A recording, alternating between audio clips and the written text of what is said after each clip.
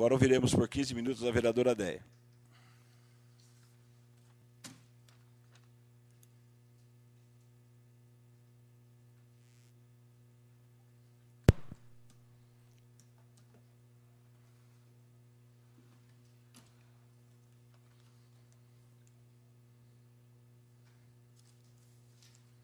Boa tarde, excelentíssimo presidente, excelentíssimos vereadores, excelentíssima vereadora Selma, todos que acompanham essa sessão pela internet ou aqui pessoalmente, e funcionários dessa casa também.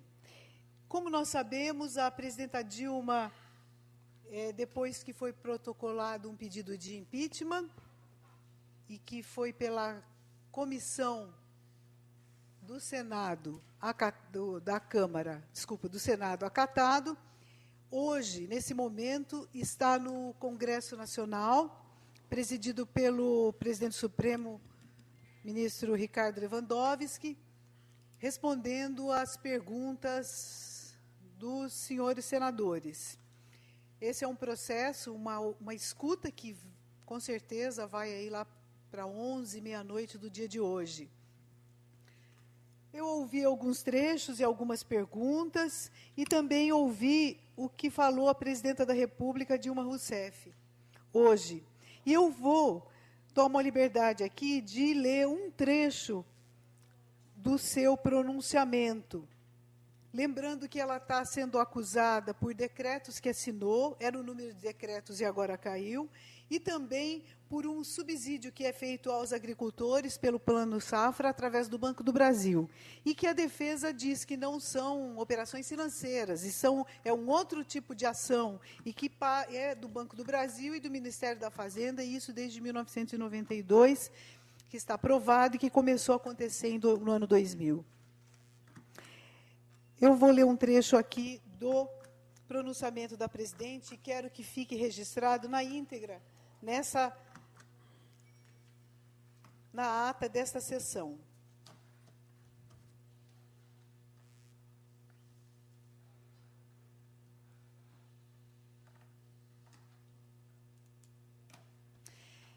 É um trecho. Abre aspas. Hoje o Brasil, o mundo e a história nos observam e aguardam o desfecho desse processo de impeachment. No passado da América Latina e do Brasil, sempre que interesses de setores da elite econômica e política foram feridos pelas urnas e não existiam razões jurídicas para uma destituição legítima, conspirações eram tramadas resultando em golpes de Estado. O presidente Getúlio Vargas, que nos legou a CLT, Consolidação das Leis Trabalhistas, e a defesa do patrimônio nacional, sofreu uma implacável perseguição. A hedionda trama orquestrada pela chamada República do Galeão, que o levou ao suicídio. O presidente Juscelino Kubitschek, que construiu essa cidade, foi vítima de constantes e fracassadas tentativas de golpe, como ocorreu no episódio de Aragarças. O presidente João Goulart, defensor da democracia, dos direitos dos trabalhadores e das reformas de base, superou o golpe do parlamentarismo, mas foi deposto e instaurou-se a ditadura militar em 1964. Durante 20 anos, vivemos o silêncio imposto pelo arbítrio e a democracia foi varrida de nosso país. Milhões de brasileiros lutaram e reconquistaram o direito a eleições diretas. Hoje, mais uma vez, ao serem contrariados e feridos nas urnas o interesse de setores da elite econômica e política, nos vemos diante do risco de uma ruptura democrática. Os padrões políticos dominantes no mundo repelem a violência explícita. Agora, a ruptura democrática se dá por meio da violência moral e dos pretextos constitucionais, para que se empreste aparência de legitimidade ao governo que assume sem o amparo das urnas. Invoca-se a Constituição para que o mundo das aparências encubra hipocritamente o mundo dos fatos. As provas produzidas deixam claro e inconteste que as acusações contra mim dirigidas não são meros pretextos, embasados por uma frágil retórica jurídica. Nos últimos dias, novos fatos evidenciaram outro aspecto da trama que caracteriza este processo de impeachment. O autor da representação junto ao Tribunal de Contas da União, que motivou as acusações discutidas nesse processo, foi reconhecido como suspeito pelo presidente do Supremo Tribunal Federal. Soube-se ainda, pelo depoimento do auditor responsável pelo parecer técnico, que ele havia ajudado a elaborar a própria representação que auditou. Fica claro o vício da parcialidade, a trama, na construção de teses por eles defendidas. São pretextos, apenas pretextos, para derrubar, por meio de um processo de impeachment, sem crime de responsabilidade, um governo legítimo, escolhido em eleição direta, com a participação de 110 milhões de brasileiros e brasileiras. O governo de uma mulher que ousou ganhar duas eleições presidenciais consecutivas. São pretextos para viabilizar um golpe na Constituição. Um golpe que, se consumado, resultará na eleição indireta de um governo usurpador. A eleição indireta de um governo que, já na sua interinidade, não tem mulheres comandando seus ministérios, quando o povo nas urnas escolheu uma mulher para comandar o país. Um governo que dispensa os negros na sua composição ministerial e já revelou um profundo desprezo pelo programa escolhido pelo povo em 2014. Fui eleita presidenta por 54 milhões e meio de votos para cumprir um programa cuja síntese está gravada nas palavras: nenhum direito a menos. O que está em jogo no processo de impeachment não é apenas o meu mandato. O que está em jogo é o respeito às urnas, à vontade soberana do povo brasileiro e à Constituição. Continua, eu fecho aspas, e esse é um trecho, então, do que pronunciou a presidenta Dilma hoje, quando foi aberta a sessão onde ela está respondendo aos senadores e que vai, no dia de amanhã ou depois, culminar no julgamento, que é o que se chama do impeachment. Eu, como sou sempre uma pessoa muito otimista, já várias vezes aqui falei, penso que esse impeachment pode não acontecer. Porque uma parte da população brasileira entendeu que o que estava se tramando era um golpe contra os brasileiros. Não fosse isso, o interino, o presidente golpista, Temer, do PMDB, poderia, nesses meses que está lá, ter reduzido o preço do arroz, que está entre 14 e 15 reais, ter reduzido o preço do feijão, ter reduzido tantas coisas. Muito pelo contrário, eles estão preocupados em fazer rapidamente a retirada dos direitos. Porque essa agenda atropelada que começou, nós temos que lembrar que começou com o seu Cunha na presidência da Câmara dos Deputados. Deputado este que não está mais presidindo, é réu na Lava Jato. Aquele que estava lá, o bandido do Cunha, quando estava lá, uma das coisas que ele começou foi para aumentar a terceirização dos serviços. Temos que lembrar. Falou-se, então, na maioridade penal, na redução, que nunca mais ninguém falou sobre isso. Toda aquela agenda que ele fez para agradar os golpistas, que já fazia parte do golpe, parou-se.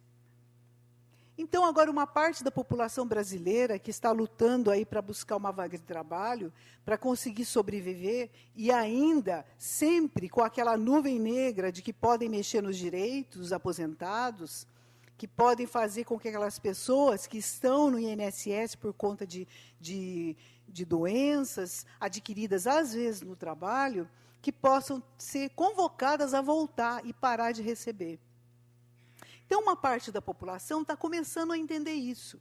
Mas a nós, políticos, a nossa velocidade tem que ser outra, o nosso entendimento tem que ser outro.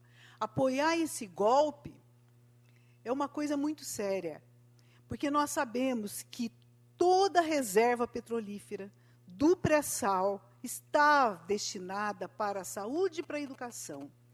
Todos nós, acompanhando de perto ou não, sabíamos que, ao longo dos próximos anos, muito do que se tem de problema no SUS seria resolvido com a partilha dos ganhos do pré-sal. E o PSDB, mancomunado com o PMDB, agora quer transformar a partilha do pré-sal em concessão. Então, eles estão mexendo com as gerações futuras, não é só nem com essa geração. estão querendo fazer com que toda a discussão das inúmeras conferências de saúde e educação que tinham colocado propostas para os próximos anos, os próximos 15 anos, os próximos 20 anos, de propostas claras para melhorar a educação como um todo, estender o ensino integral, melhorar o salário dos professores, diminuir, como tem salas em Mairinque, que já estão sendo previstos 34, 35 crianças em Fundamental 1 e 2, tudo isso fossem sendo resolvidos. Ou nós não aprovamos aqui um plano municipal de educação para os próximos 10 anos? Aprovamos. E de onde sairiam os recursos, se não dessa riqueza que seria o pré-sal? De onde sairiam os recursos para resolver os problemas da saúde? Então, esse golpe, ele visa isso. Dizer para os trabalhadores e dar um recado. Não haverá mais concurso, não haverá mais aumento de salário, não haverá mais nada. E onde estão os direitos dos trabalhadores? Na fala da presidente, ela colocou o drama de Getúlio Vargas, que criou a CLT, e que disse que a gente tinha que defender as riquezas nacionais, como é de 1950, a grande campanha do petróleo é nosso. Nós estamos agora, 60 e poucos anos depois, diante de uma outra situação preocupante. Diferentemente de 1950, quando sabia-se das jazidas, mas não tinha a grandiosa Petrobras como tem hoje, com pesquisa, com prospecção, com refinaria e tudo mais, hoje nós temos muito mais, a riqueza é muito maior. Então, esse projeto de transformar a partilha em concessão é tirar de nós, como já vimos aí há 2, 3 semanas, que o primeiro leilão, quem venceu foi uma empresa norueguesa. Os noruegueses devem estar dando risada sozinhos. Não vai dar risada quem mora lá em Campos, no Rio de Janeiro, quem mora em Recife, Petrolina, onde tem empreendimentos ligados ao petróleo parados. Estão dando risada são os noruegueses, que já não tem como nós, aqui em Mairinque, um índice de analfabetismo que só não foi zerado porque faltou vontade política do prefeito, que não conseguiu arrumar um ônibus e tirar os analfabetos de Pitangueiras e levar até a Porta do Sol, que é menos de 3 quilômetros em linha reta. Como é que nós vamos fazer? Vamos continuar na choradeira? Não tem como. Como é que nós vamos fazer para construir escola na região da Porta do Sol e acabar com o container de metal que está lá com as crianças? Como é que nós vamos fazer se não são com os royalties do petróleo que nós recebemos todo ano um pouquinho? Mas poderíamos receber muito mais? Que nós vamos construir uma escola na região do Residencial Parque da SECAP para fazer com que a escola da Nova Mairinque tenha que ser esticada e não tem mais nem para onde ir. Ou nós vamos começar a verticalizar as escolas.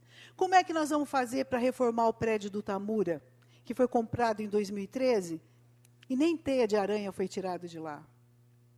Ou vamos esperar ele ficar a ponto da reforma ficar muito mais cara, 5, 6 vezes do que seria em 2013? Tudo isso está interligado. São os direitos de nossos brasileiros. Por isso eu vou sair daqui hoje, senhor presidente. O senhor me dá uma parte, vereador? Pois não. Infelizmente, a escola desse prefeito é do Michel Temer. Só na base do golpe, de enrolação, enganando a população. É isso que o presidente do país faz e o nosso prefeito aqui de Mairinque também faz. Obrigado pela parte. Eu vou sair daqui hoje, senhor presidente, terminar de escutar a nossa presidenta e os demais senadores, porque eu tenho certeza que senador que já declarou até pelo impeachment, pode ser que mude. E, ao fazer isso, o otimismo que eu comecei a falar aqui, ele vai, com certeza, ser aumentado, porque eu tenho certeza que esse impeachment não passa. E que na próxima segunda-feira, a gente possa aqui estar discutindo propostas e possamos fazer nesses dias, que são de campanha, mas que são de sessão de câmaras, discutir propostas que estão no plano plurianual que nós aprovamos em 2013. E que possamos discutir também aqui no conjunto dos senhores vereadores, propostas para Mairinque, e que possa, quem sabe, sem impeachment, sem essa sombra do retrocesso, poder contar com recursos para dar conta de tudo isso que a gente sabe que nós vamos precisar. Porque sem esses recursos das riquezas nacionais, principalmente da Petrobras, tudo vai ficar muito difícil. A volta dos empregos vai ficar muito difícil, porque nós vamos poder protestar na rua, sim, para que Minha Casa Minha Vida seja retomado da mesma forma como ele vinha, que tudo seja retomado, mas certas coisas não vão ter volta, que vão ser as concessões para as multinacionais das riquezas da Petrobras. Muito obrigada e boa tarde a todos e a todas.